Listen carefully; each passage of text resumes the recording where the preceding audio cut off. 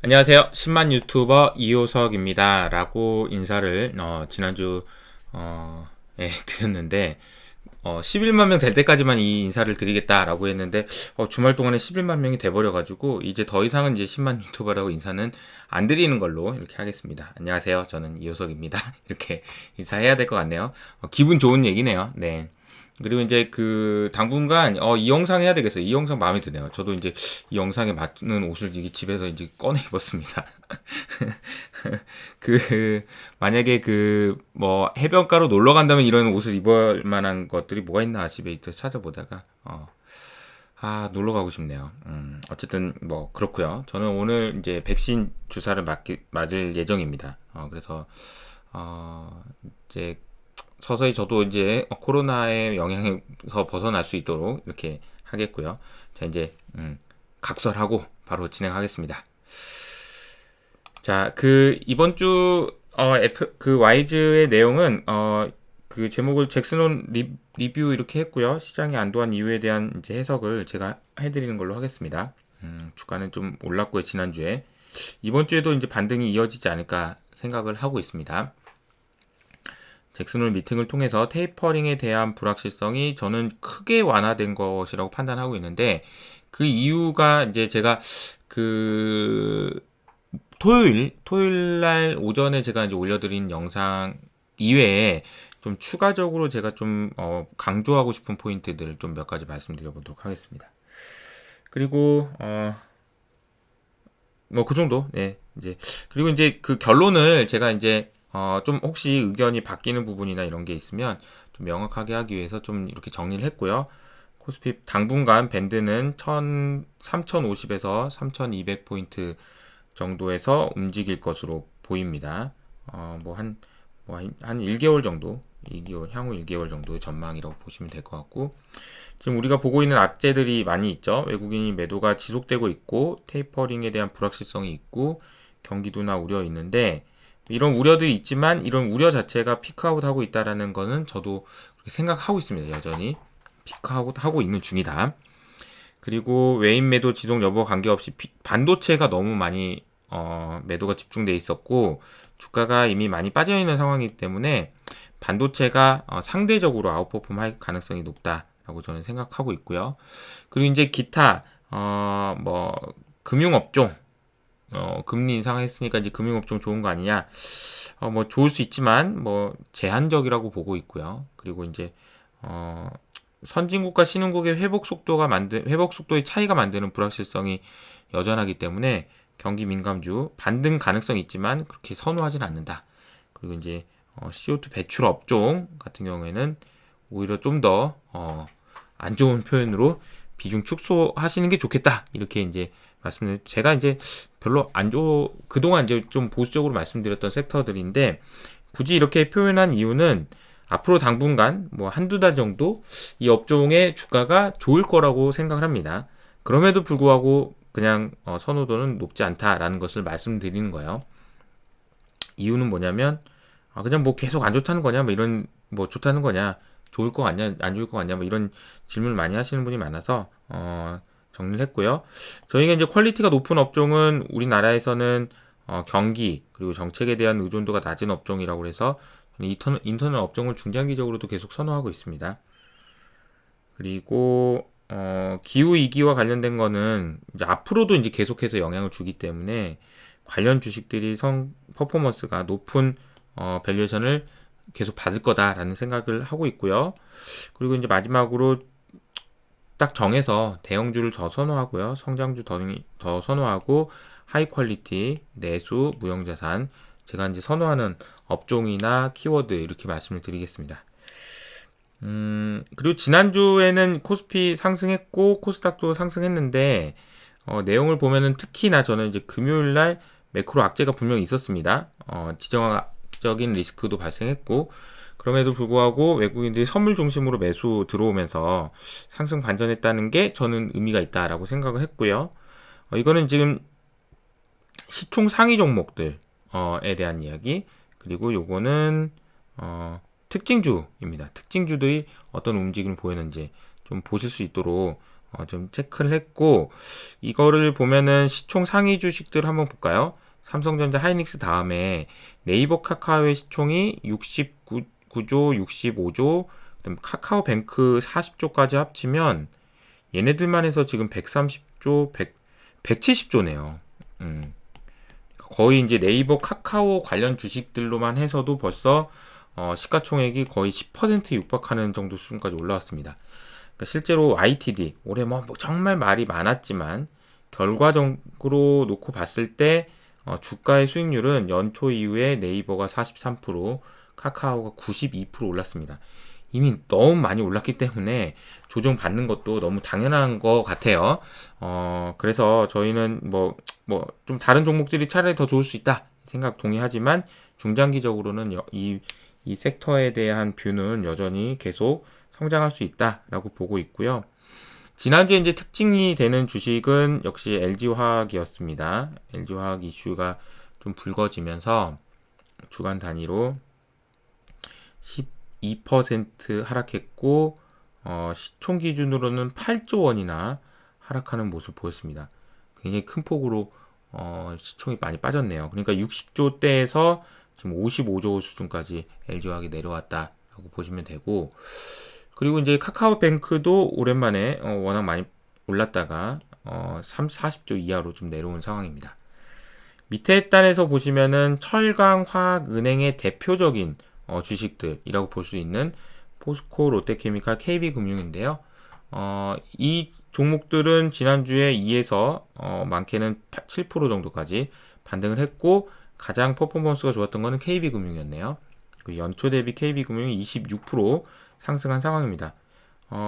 이 종목들이 밸류에이션을 보면은 밸류에이션도 0.5배 뭐 이렇게 돼 있어요. 사실 그러니까 이 주식들이 더 오른다고 해도 할 말이 없습니다. 이게 너무 싸요. 이거는 맞는 얘기이기 때문에 주가가 올라갈 수 있다라고 생각하고, 게다가 이제 금융업종 같은 경우에 KB금융 같은 경우에는 외국인 수급도 지금 들어오고 있는 상황이기 때문에 제가 이제 굳이 이 세 개 중에서 순서를 따져라 그러면은 1등 두 개는 비슷한데 2등, 3등.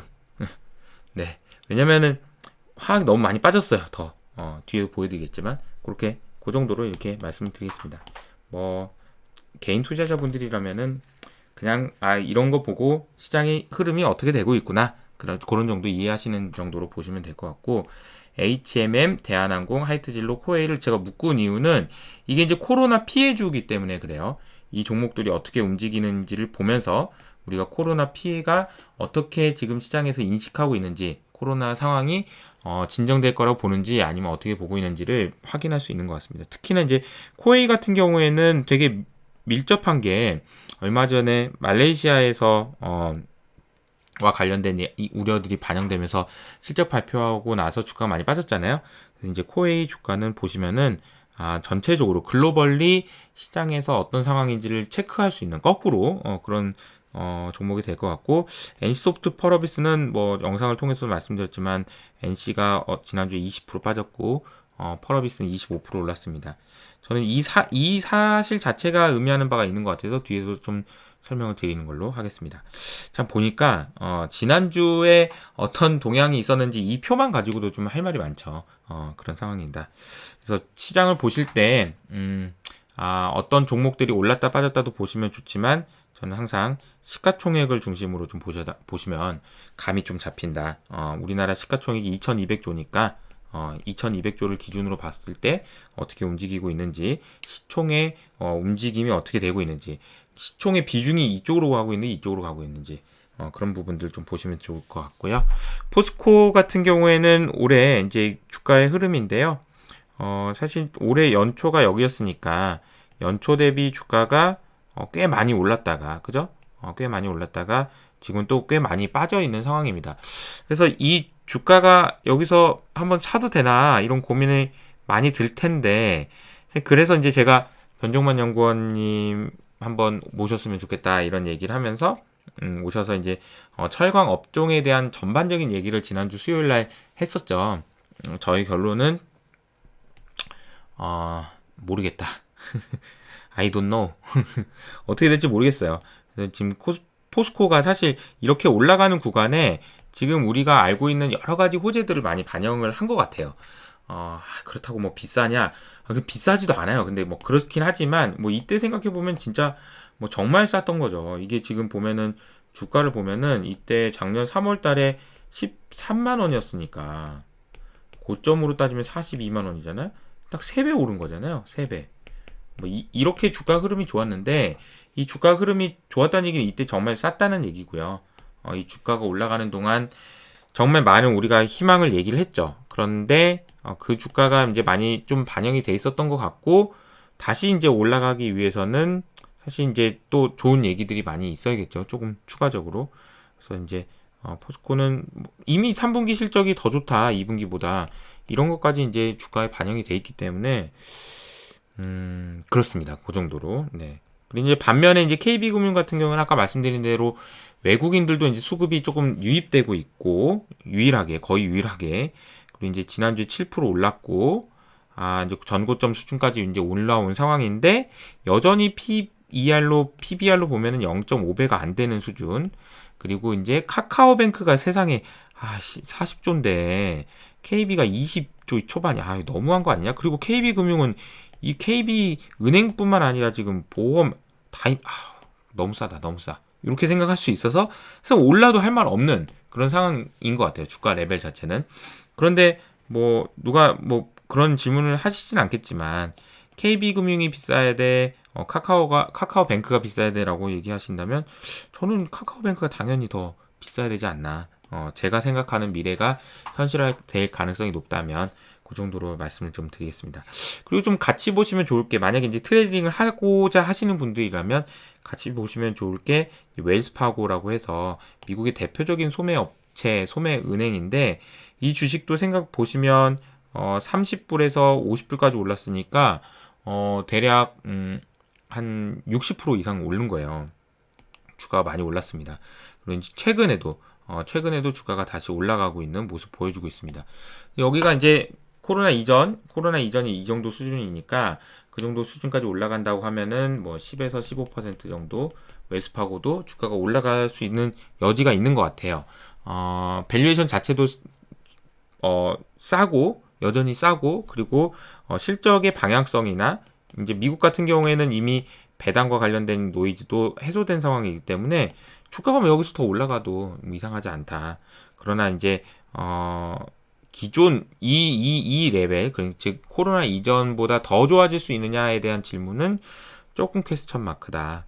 그러면 이제 저희가 이제 KB금융이든 은행주를 트레이딩 하실 때 어떤 전략을 세우면 되는지에 대한 생각은 좀 하실 수 있을 것 같다는 생각이 들고요.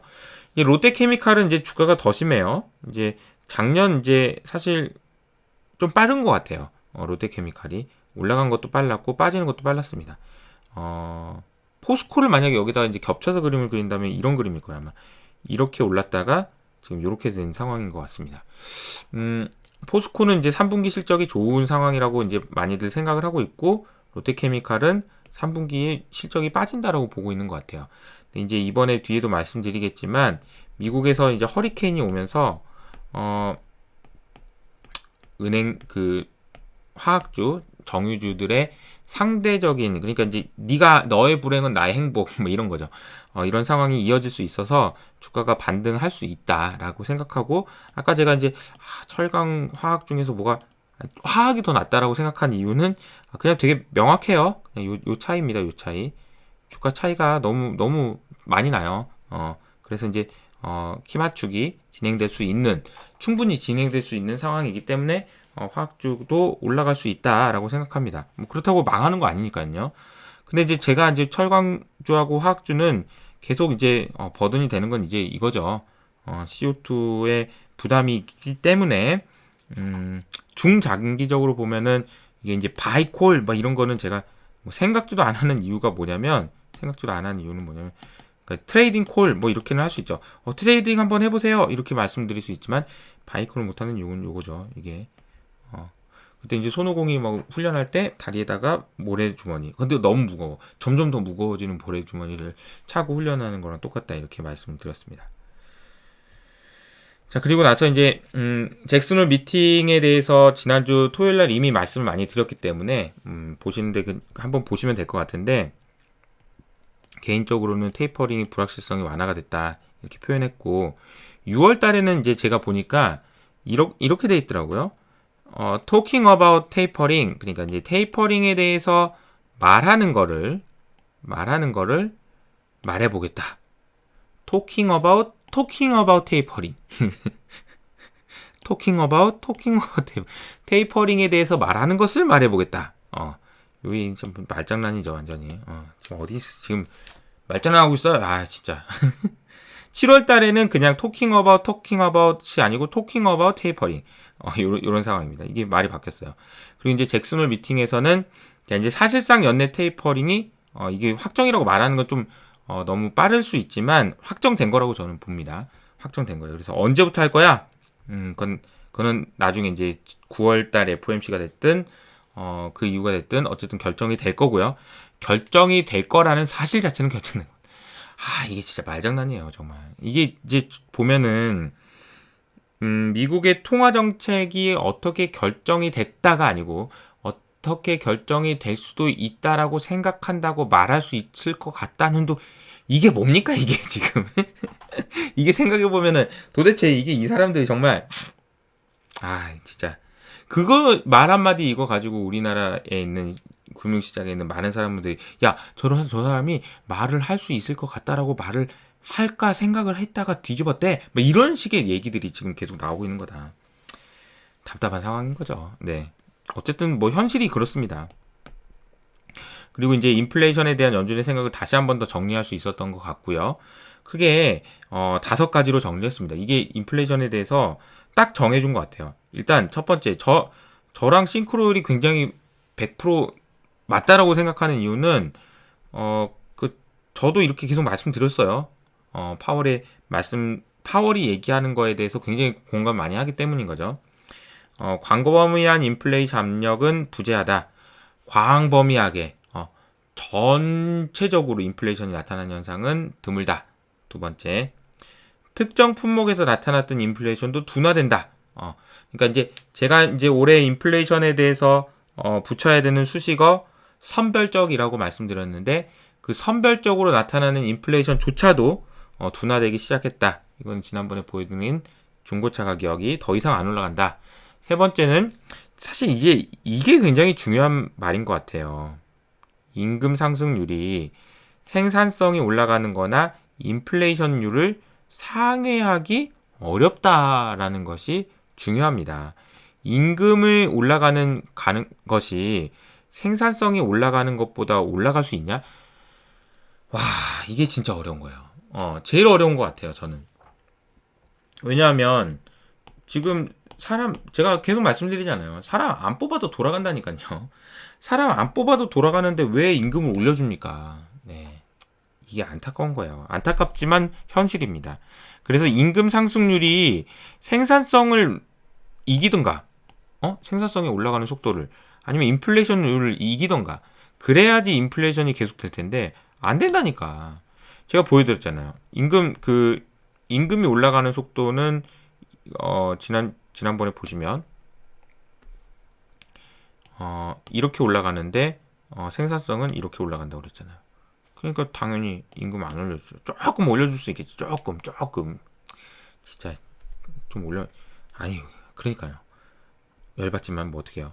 그리고 이제 다른 신뢰도가 높은 장기 인플레이션의 경우에는 2%로 유지될 거다. 그리고 나서 이제 제가 토요일 날도 말씀드렸던 글로벌 디스인플레이션 세력이라고 표현했는데 여기는 나온 단어들이 이제 제가 이겁니다. 기술, 글로벌라이제이션, 그 다음에 모노가 아니고 이제 이건 못하네요. 그러니까 잡의 양극화죠. 그러니까 고용의 양극화, 그리고 인구 구조도 다 이게 디스인플레이셔너리한 요인들입니다. 이 요인들 때문에 쉽지 않다라는 얘기를 지금 하고 있는 거고요. 이 그림은 지금 이거는 달라스 연준에서의 PC, 즉 인플레이션은 유리인데 다른 거 빨간색 이런 거는 뭐 움직일 수 있다고 보지만 요거 보면은 최근에도 여전히 그렇게 크게 인플레이션이 올라간다라는 모습을 보여주지 않죠. 2009년 이후로. 그러니까 이제 일시적인 거다. 일시적인 거 빼고 아니면 기저효과 빼면 뭐 지금 뭐 그렇게 인플레이 걱정할 필요 없다라는 얘기를 했고요. 그리고 임금 상승 추적을 해보면 애틀란타에서 추적을 해보면 요렇게 지금 보면 2000년대 초반부터 계속 빠졌잖아요. 네. 임금 상승률은 계속 빠졌다. 개인적으로는 요 멘트가 사실 제일 중요했던 것 같아요. 제가 이걸 키워서 한번 좀 읽어볼게요. The change가 뭐죠? 더 변화.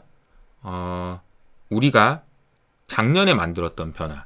어떤 변화였냐면은 statement on longer run goal and monetary policy strategy.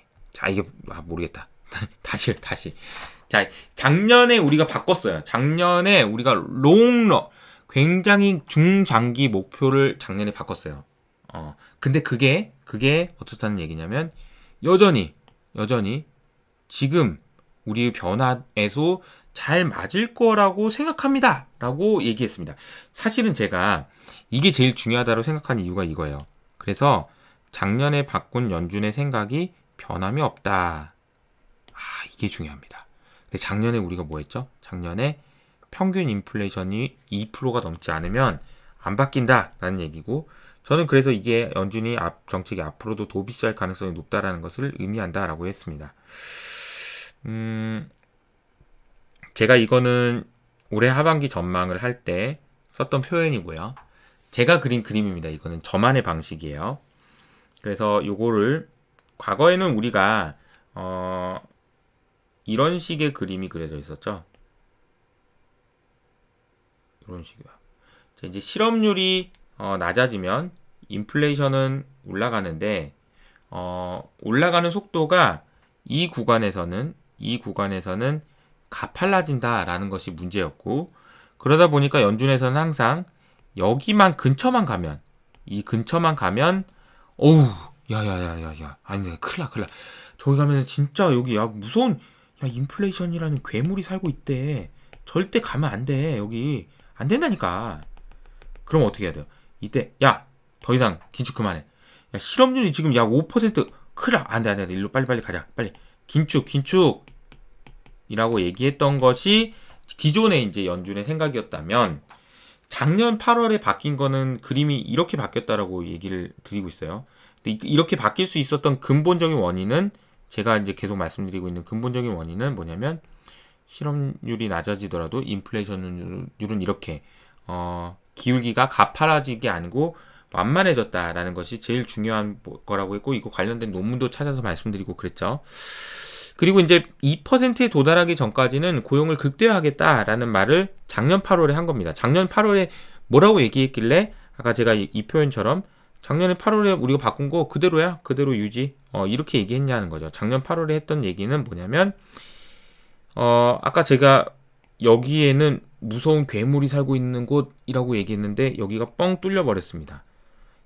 이 말의 의미는 다시 표현하면, 연준이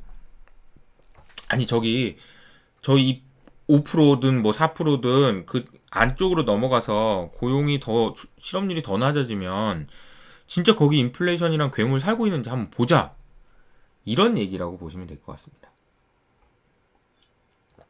그러니까 연준이 활동할 수 있는 범위 자체가 늘었다라는 것이 핵심 포인트예요. 그래서 우리는 기존의 방식대로 생각을 해보면 이미 우리가 많은 분들이 걱정하시는 것처럼 이 근처 왔으니까 빨리 가자, 긴축으로 빨리 가야 돼, 큰일 나, 여기 인플레이션 괴물 살고 있다니까 라고 얘기를 했었겠지만, 작년에 바뀐 이 태도를 보면 이쪽으로 넘어가도 괜찮다라는 생각을 지금 하고 있는 것 아닌가, 그런 생각을 좀 하고 있습니다. 자, 그리고 나서 연준의 생각은 빠른 것보다 느린 것이 좋다. 무슨 말이에요? 빠른 것, 경제가 아직 회복도 안 됐는데 일찍 긴축을 하는 경우, 아니면 느린 것, 조금 늦게라도 긴축을 늦게 하는 경우, 그렇게 생각하면 인플레이션이 오버슈팅해서 생길 수 있는 여러 가지 문제들이 있으니까 긴축을 빨리 해야 된다는 얘기를 많은 분들이 주장하시지만 연준의 생각은 그렇지가 않아요. 그래서 대표적으로 이런 거예요. 언더 에스티메이트가 이게 실업률이거든요. 이거는 너무 늦었을 경우입니다. 그리고 요거는 오버 에스티메이트 해가지고 이제 실질금리 추정인데, 오버해서 추정하게 되면은 이런 식의 흐름이 나온다는 거예요. 실업률이 이거 잘못했을 때 실업률이 이렇게 높아졌다 내려온다는 거예요. 긴축을 빨리 하면. 그런데 그렇지 않고 천천히 하면 이렇게 된다는 거죠. 이게 뭐가 좋냐? 이게 안 좋은 거죠. 긴축을 너무 빨리 하는 것보다 천천히 하는 게 좋다라는 얘기를 지금 다양한 방식으로 하고 있고, 요게 올해 1월 달에 나온 논문이에요. 그래서 연준의 생각은 딱 명확하다라는 것을 말씀드리겠습니다. 자, 그리고 이제 NC하고 펄어비스 얘기, 사실 이제 지난 주 중에도 했는데 그 내용을 좀 정리를 했고요. 제가 이제 키워드를 무형자산, non-linearity, 속도 이렇게 세 가지로 말했습니다. 그러면서 이제 제가 소개해드리고 싶은 게 있어요. 주가가 이렇게 올라갔다는 건 이유 아실 거고, 펄어비스 도깨비 영상 때문이라는 다 알고 계실 것 같아서 제가 오늘은 요거 그림 하나 보여드릴게요. 자, 이 그림은 뭐냐면요, 이효석 아카데미의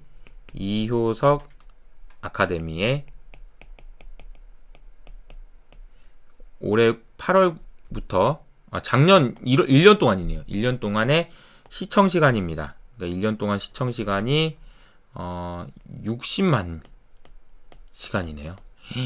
60만 시간. 엄청나네요. 진짜 60만 시간이면 얼마나 되는 거야? 감도 안 오는데 어쨌든 그렇습니다. 근데 제가 보여드리고 싶은 건 이거예요.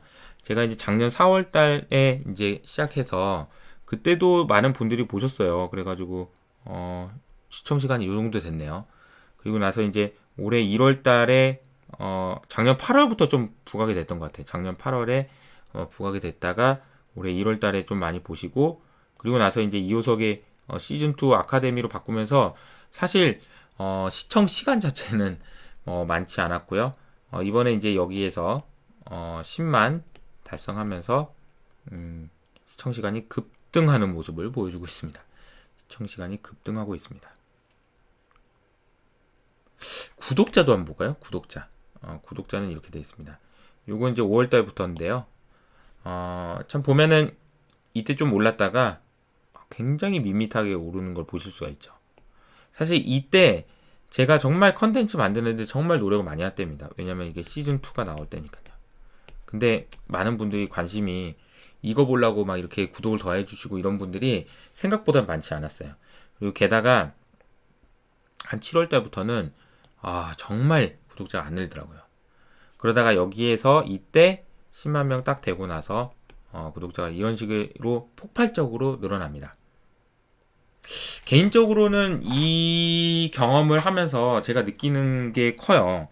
왜냐하면 여러분 이 구간 있잖아요. 이 구간이요.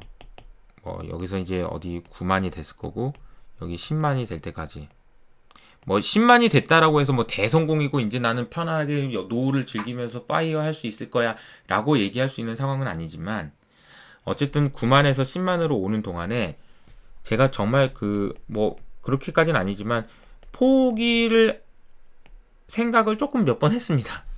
포기하진 할 생각은 그렇게 포기할 가능성은 높지 않았지만 좀 힘들다라는 생각을 좀 했습니다.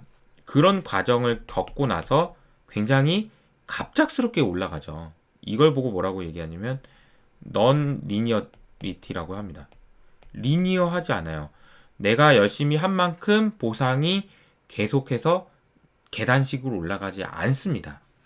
이게 무형자산이 가진 가장 큰 특징이라는 것 같아요. 뭔가 물건을 만들면 물건을 잘 만들었다. 야, 그래. 이런 식의 계단식의 성과가 보상이 아니고요. 계단식이 아니고. 이렇게 되다가 도대체 언제 끝나는 건지, 도대체 나는 언제 알아봐 주는 건지, 도대체 이러다가 갑자기 이렇게 된다는 거죠. 근데 이게 펄어비스도 마찬가지일 거고요. 그리고 이제 연예 기획사 마찬가지일 거고요. 이렇게 무형자산의 성격을 가지고 있는 대부분의 자산이 이런 형태를 보입니다. 카카오톡도 마찬가지예요. 카카오톡으로 돈을 언제 벌 수 있어? 라고 끊임없이 5년, 10년 동안 계속 얘기하다가 결국은 못 벌어라고 엄청 시장에서 얘기했는데 갑자기 한 번에 끝나버리잖아요. 한 번에. 이게 이제 무형자산이 가진 특징이다라고 볼 수 있습니다. 개인적으로 주변에서 지금이라도 개인 유튜브를 해야 됩니까? 라는 질문을 하시면 저는 이제 하셔야 됩니다라고 얘기하면서도 생각보다 오랜 시간 동안 이런 구간을 거쳐야 될 수도 있습니다라고 말씀을 꼭 드립니다. 왜냐면 너무 고통스러워요. 뭐 주말에 이제 TV 같은 걸 보다 보면 백종원 선생님 나와가지고 백종원 선생님한테 요리 올려놓고 혹시 저거 맛있다고 할까 맛없다고 할까 막 마음 졸이면서 이렇게 있다가 이거 맛있네요 맛있네요 이러면은 그 뭐 요리하신 분이 막 우는 거 보셨죠? 저는 그 마음이 이해가 돼요. 내가 게임을 만들든 어떤 무형의 뭔가를 만들 때 그게 정말 시장에서 어필을 하고 성공하고 할 수 있을 거라는 보상만 있다면 내가 더 열심히 그냥 참고 할 수 있는데 그조차 없는 상황이기 때문에 진짜 힘들어요, 이게. 예. 하는 사람도 힘들고요. 생각해 보세요. 밸류에이션 하는 거 얼마나 더 어려울까요? 이호석 아카데미 그래. 좋아. 열심히. 이호석 역시 열심히 하네. 근데 이호석 아카데미가 이런 날이 올 거라고 생각하기 위해서 제일 중요한 게 뭘까요? 제가 포기하나 안 포기하나 이런 걸 거고 끝까지 이 퀄리티를 유지할 수 있냐 뭐 이런 걸 거예요. 근데 그거를 어떻게 알아요? 기업을 그것도. 이게 제가 말씀드리는 요지는 뭐냐면 이 펄어비스 주가를 보면서 여러분들이 생각하셔야 되는 거는 앞으로 더 많은 회사들이 이런 영향을 권에 들어간다. 즉 과거의 이제 성장주, 과거의 성장주들은 뭐 눈에 보여요. 그나마 옛날에 이제 두중, 막 현대중공업 이런 회사들은 공시가 됩니다. 우리 드디어 수주를 받았습니다. 이렇게 공시가 돼요. 눈에 보입니다. 근데 이 게임을 만드는 과정이 공시되나요? 자, 지금 실시간으로 자 여기까지 완성이 됐는데 그렇지 않잖아요. 완성이 돼가지고 세상에 공개되기 전까지는 도대체 얘네들이 뭐 하는지 볼 수도 없습니다. 그러다 갑자기 뻥 터지는 거죠. 이게 이제 이 시대를 살아가는 과정에 이 시대를 살아가시는 분들이 주가의 속성을 생각할 때 꼭 아셔야 되는 부분이라서 저는 이렇게 좀 말씀드렸습니다. 그리고 또 하나는 이제 속도인데 너무 빨라요. 너무 빨라. 왜요? 유튜브를 포함해서 관련 정보가 투자자들이 전달되는 속도도 빨라지면서 이런 현상들을 가속화시킨다라는 것도 특징입니다. 아까 제가 네이버 카카오가 시가총액 비중 카카오뱅크까지 합치면 거의 뭐 10%에 육박하겠다라고 말씀드렸고, 그런데 이제 뭐 아시는 것처럼 뭐 하이브, 뭐 그리고 이제 엔터 관련주, 그리고 이제 게임 회사들, 뭐 그리고 이제 바이오 회사들도 사실상 이쪽에 가까워요. 그래서 무형자산으로 평가를 해야 되는 주식의 비중이 높아지면 높아질수록 밸류에이션 하기가 상당히 어렵다. 그래서 단순히 뭐 PBR이 얼마예요? 아니 코스피 PER이 얼마예요? 이런 식으로 해가지고는 평가하기가 상당히 어려운 그런 상황이 될 것 같습니다. 라는 말씀 좀 드리고요. 이번 주 일정만 쭉 정리를 하면서 마무리하도록 하겠습니다. 30분이 넘었네요. 잭슨홀 밀팅은 어쨌든 긍정적으로 빨간색으로 할게요. 그리고 이제 정부 지원금 세부 계획 발표됩니다. 그리고 본회의가 시작되는데 탄소 중립 기본법이 통과되는지 좀 잘 보셔야 될 것 같아요. 그리고 소비자 물가 그리고 이제 뭐 이렇게 나오고요. 자, 이제 MSCI 지수 리밸런싱은 이미 이제 악재로 반영됐던 종목들이라면 거꾸로 기회가 있을 수 있는 것 같고요. 제일 중요한 건 요거겠죠? 비농업 고용이 어떻게 늘어날 것인지. 최근에 3개월 동안 이미 80만 명 이상 고용이 되었기 때문에 이게 어떻게 나올지 상당히 좀 중요한 것 같습니다. 요거는 이제 그 뭐라고 있죠? 아이다라고 그러나요? 이다라고 읽나요? 어쨌든 요 허리케인이 지금 북상하고 있다라는 거고요. 이거는 보면서 이제 저는 뭐 누가 그런 얘기 하던데 이상기후 있잖아요. 이상기후가 하나도 이상하지 않다. 뭔 저기 뭐야 허리케인이 매년 이렇게 센 게 오냐 뭐 이런 얘기들이 나오는 것 같고요. 이거 허리케인뿐만 아니라 지금 뭐 여러 가지 이상 기후 현상은 되게 많잖아요. 그런 상황인 것 같습니다. 자, 그러면 오늘은 잭슨홀 미팅 리뷰를 해봤고 여러 가지 뭐 주가와 관련된 부분들 뭐 여러 가지 몇 가지 얘기했고요. 이번 한 주 동안도 좋은 한 주 되시고요. 이번 한 주에 있을 것 뭐 광고를 좀 드려야 되겠네요. 이제 여기까지 보신 분들이라면 첫 번째 오종태 이사님의 새 책이 나오고요. 그래서 오종태 이사님의 새 책, 요거는 화요일하고 목요일날 영상이 업로드 됩니다. 참고를 해주시고요. 화요일, 목요일입니다. 그리고 이제 제가 수요일날에 인포맥스 라이브 가는데 이한영 본부장님 아시죠? 이한영 본부장님, 이제 미스터 마켓 같이 썼던 이한영 본부장님이 나오시는데, 이한영 본부장님도 책을 쓰셨더라고요. 그래서 이한영 본부장님 책 이야기뿐만 아니라 시장에 대한 뷰에 대해서 자세하게 이야기해 주실 거고, 저도 같이 들으면서 그 내용들은 이제 목요일 아침에 또 설명을 좀 드려보도록 할게요. 그리고 이제 세 번째 중요한 거죠. 그리고 이제 그 유전자 관련해서 배상수 교수 인기 엄청 좋아졌던데 많은 분들이 관심 가져주셔서 정말 감사드리고 이런 류의 영상을 많이 만들기 위해서는 여러분들이 되게 호응도 많이 해주시면 좋을 것 같아요. 의미 있는 시도라고 많은 분들이 칭찬해 주시고 격려해 주셔서 정말 감사드립니다. 이 내용까지 이렇게 소개를 하겠습니다. 오늘은 이것을 마무리하도록 하고요. 한 주 동안 성공 투자하시기 바랍니다. 감사합니다.